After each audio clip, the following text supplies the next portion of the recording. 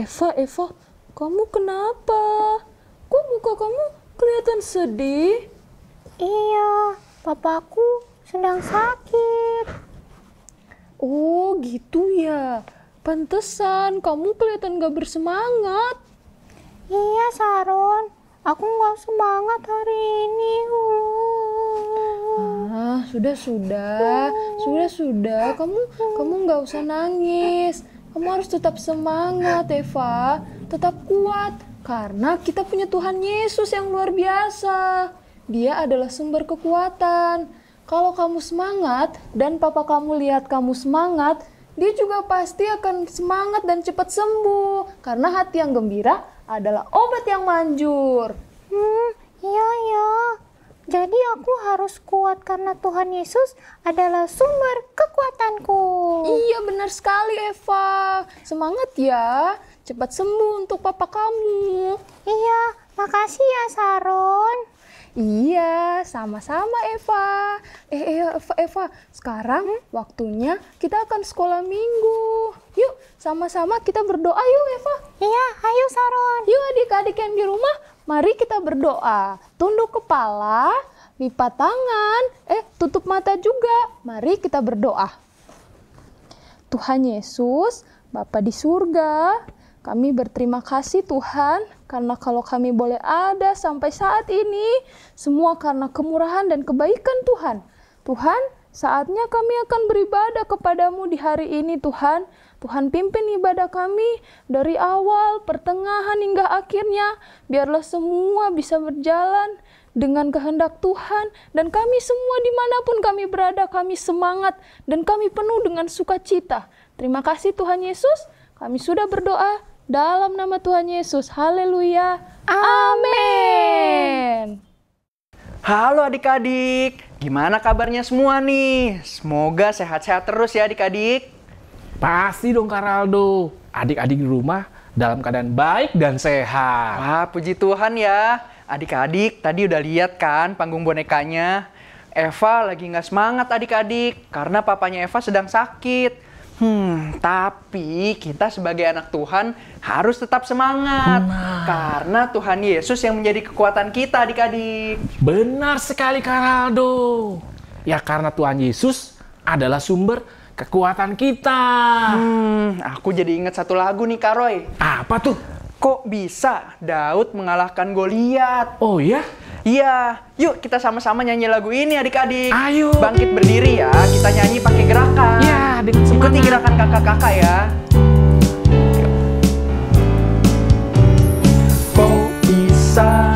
Kok bisa Daud mengalahkan Goliat? Kok bisa, bagaimana caranya? Kok bisa Daud mengalahkan Goliat? Kok bisa, bagaimana caranya? Bisa saja, bisa saja Daud mengalahkan Goliat. Karena Tuhan di pihak kita, kita pasti bisa. Kok bisa Daud mengalahkan Goliat? Kok bisa, bagaimana caranya? Kok bisa Daud mengalahkan Goliat? Kok bisa, bagaimana caranya? Bisa saja, bisa saja Daud mengalahkan Goliat.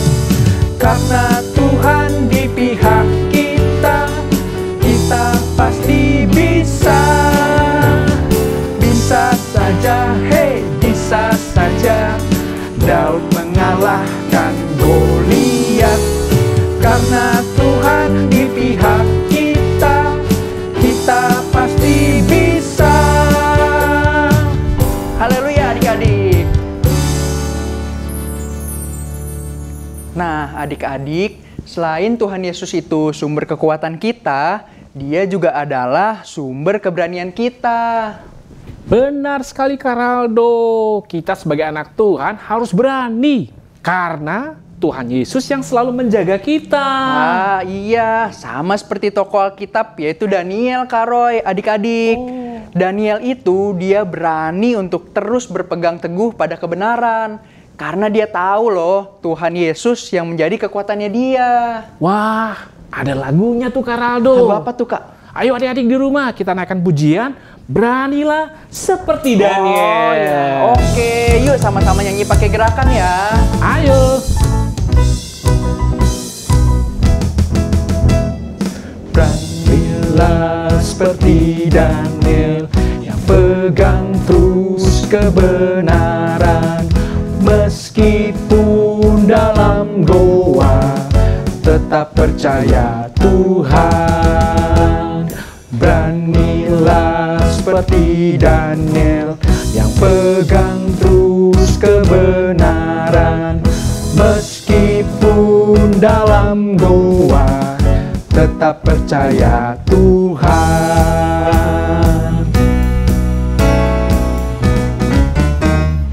Beranilah seperti Daniel yang pegang terus kebenaran, meskipun dalam goa tetap percaya Tuhan. Beranilah seperti Daniel yang pegang terus kebenaran, meskipun dalam goa tetap percaya Tuhan. Meskipun dalam goa tetap percaya Tuhan. Yuk adik-adik, kita mau jadi seperti Daniel. Haleluya. Tadi kita sudah memuji Tuhan, sekarang kita akan masuk ke dalam penyembahan ya adik-adik. Kita sudah tidak perlu takut lagi, karena Tuhan Yesus yang menjadi sumber kekuatan kita. Ayo adik-adik di rumah, kita siapkan hati kita mau mendengarkan firman Tuhan. Yuk adik-adik, sama-sama kita nyanyikan lagu Yesusku Penyelamatku. Yesusku, penyelamatku, tiada yang seperti Engkau. Setiap hari ku memuji keajaiban kasih-Mu.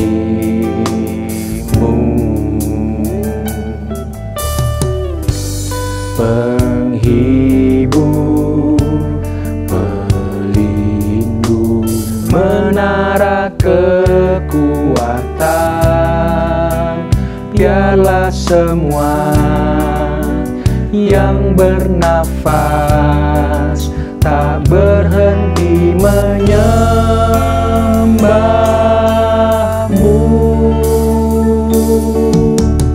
Nyanyi dan bersolatlah bagi Dia, pujian, hormat, kuasa bagi Raja.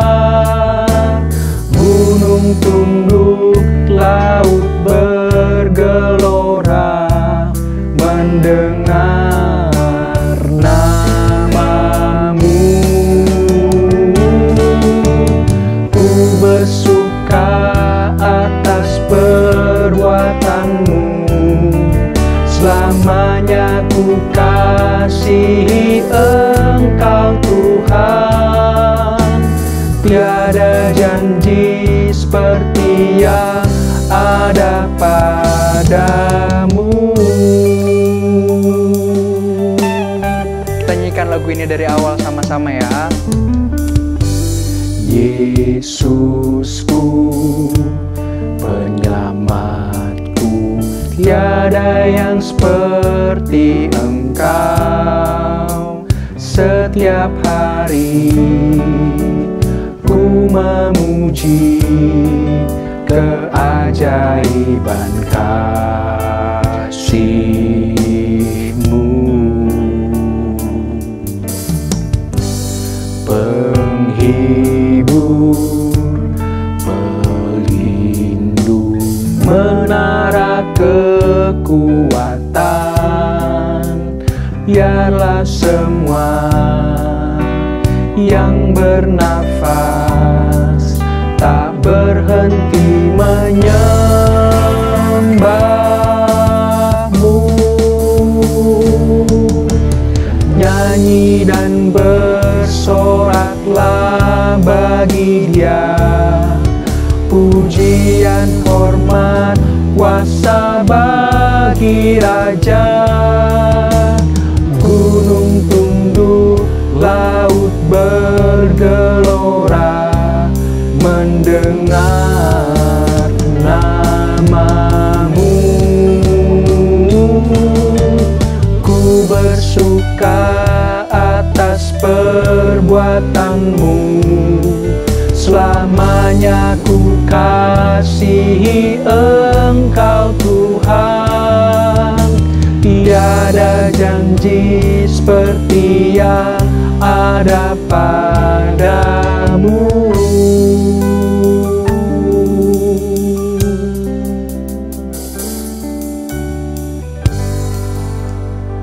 Adik-adik, kita tutup mata, lipat tangannya, kita berdoa. Teman-teman, mari kita berdoa. Tuhan Yesus, tolong kami, karena kami mau memulai firman kami. Tolong Tuhan, tolong biarlah firman kami menjadi berkat bagi tubuh kami dan bisa tertanam dalam hati kami. Dalam nama Tuhan Yesus kami berdoa dan mengucap syukur. Amin. Haleluya, puji Tuhan. Anak-anak Madya yang dikasih Tuhan Yesus Kristus, senang rasanya saat ini kita bisa beribadah kepada Tuhan sekalipun masih secara online. Ya, tetap semangat bahwa bersyukur kepada Tuhan bahwa kita masih ada kesempatan untuk memuji Tuhan dan belajar lagi dari kebenaran firman Tuhan. Puji Tuhan. Mari kita buka Alkitab kita, siapkan Alkitabmu. Kita akan belajar dari firman Tuhan. Ya, siapkan Alkitabmu, kita buka di dalam kitab Yosua. Kitab Yosua pasalnya yang ke-14. Yosua pasal yang ke-14. Pembacaan kita panjang dari ayatnya yang ke-6 sampai 15, tetapi Tante Liana akan bacakan ayat 11 saja, ya. Yosua pasal yang pasal 14, Tante Liana baca ayat yang ke-11.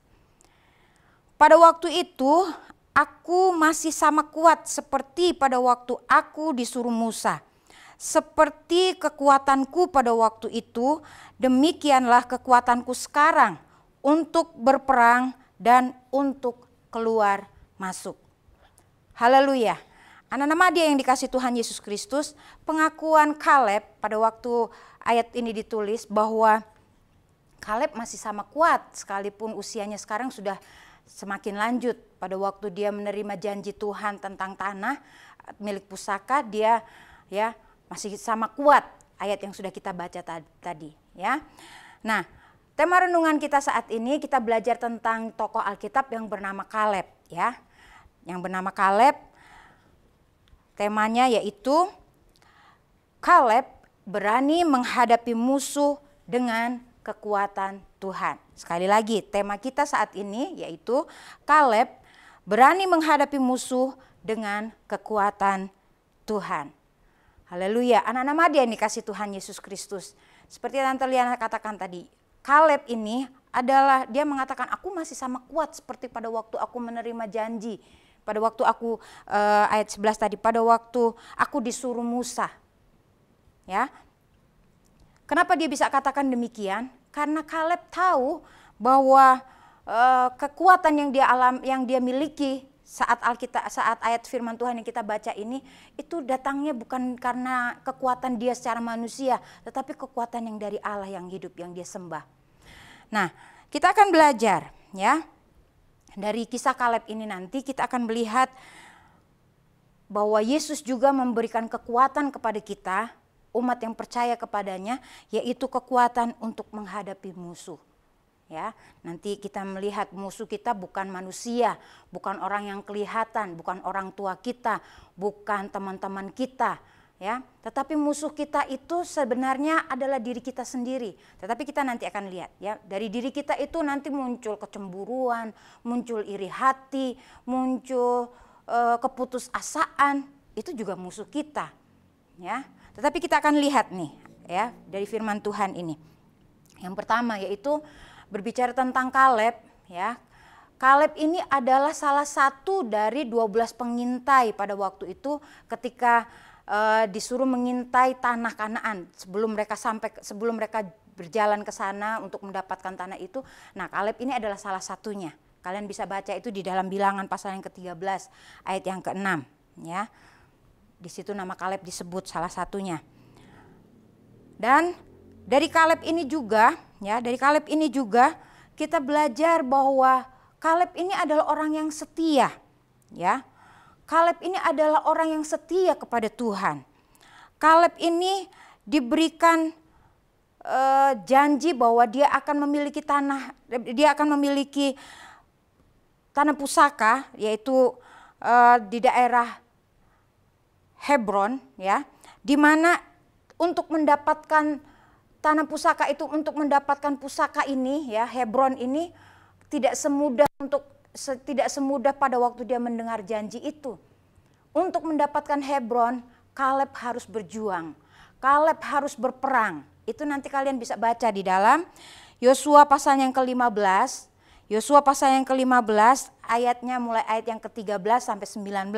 Tetapi Tante Liana akan bacakan Yosua 15 ayat yang ke-13 dan 14. Baca sama-sama ya. Yosua 15 ayatnya yang ke-13.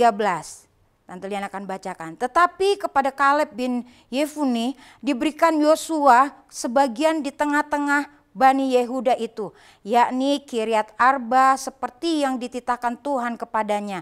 Arba ialah bapa Enak, itulah Hebron, ayat 14. Dan Kaleb menghalau dari sana ketiga orang Enak, yakni Sesai, Ahiman, dan Talmai, anak-anak Enak. Harus berjuang, ya, Kaleb harus berjuang. Tuh orang-orang Enak itu dikatakan pada waktu mereka menjadi pengintai, wah orang di sana besar-besar dan sebagainya. Sepertinya menjadi penghalang, nggak mungkin. Tetapi Kaleb lain. Kaleb tetap percaya bahwa apa yang sudah dijanjikan pasti dia akan mendapatkan, dan itu dia rasakan, ya, dan itu dia alami. Ada kekuatan yang dari Tuhan. Haleluya.